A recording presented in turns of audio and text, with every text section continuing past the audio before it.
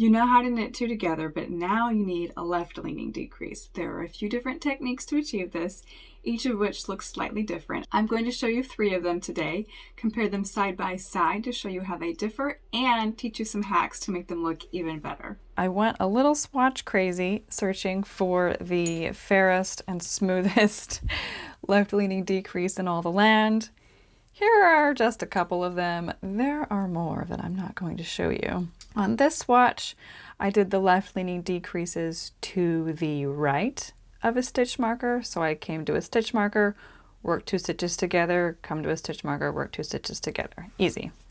On this one, I'm doing them where they're aligned on their left side. So when I'm coming to a stitch marker, I knit the 2 together that are before the stitch marker.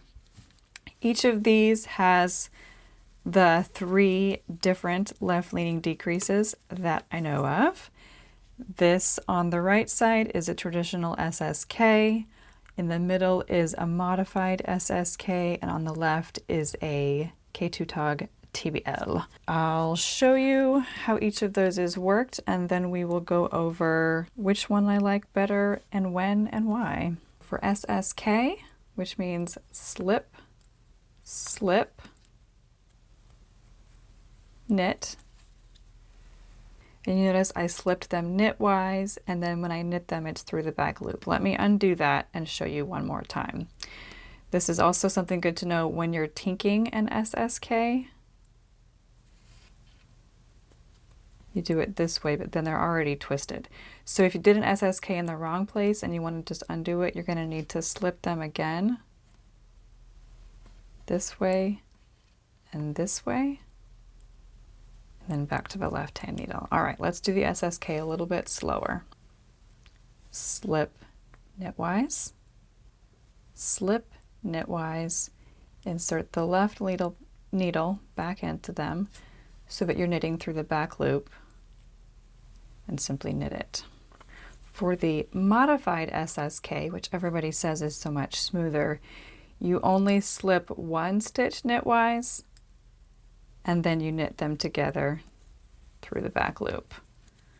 For the K2 Tog TBL, which of course stands for knit 2 together through the back loop, you don't slip them, you just knit them through the back loop as is.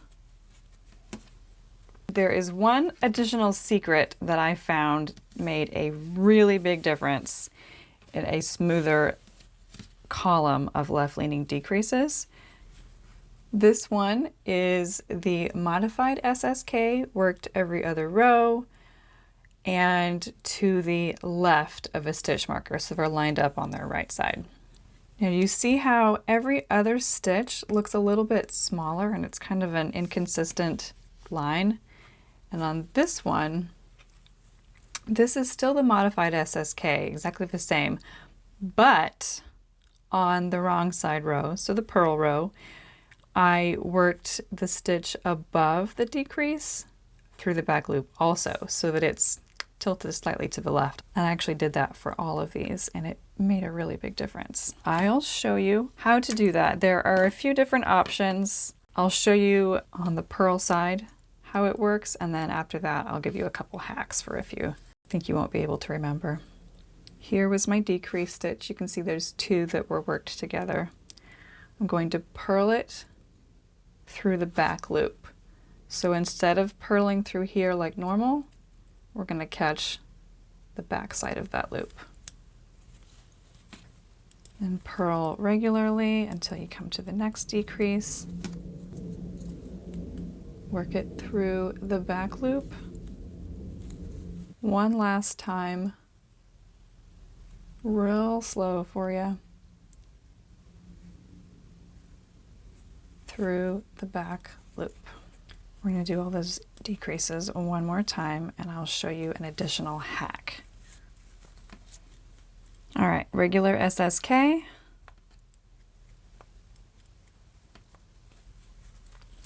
If you think that you won't remember which stitch, or you'll forget that you need to do it at all, it needs to be twisted on the back side, simply go ahead and twist it now. Slip it like this onto the left hand needle. Did you see how I twisted that? And then back to the right hand needle. And now it's opened up the other direction, which actually is more in line with how this stitch looks. Let's do it again for our modified SSK.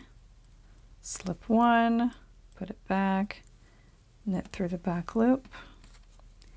Then we will twist this stitch by slipping it onto the needle that way.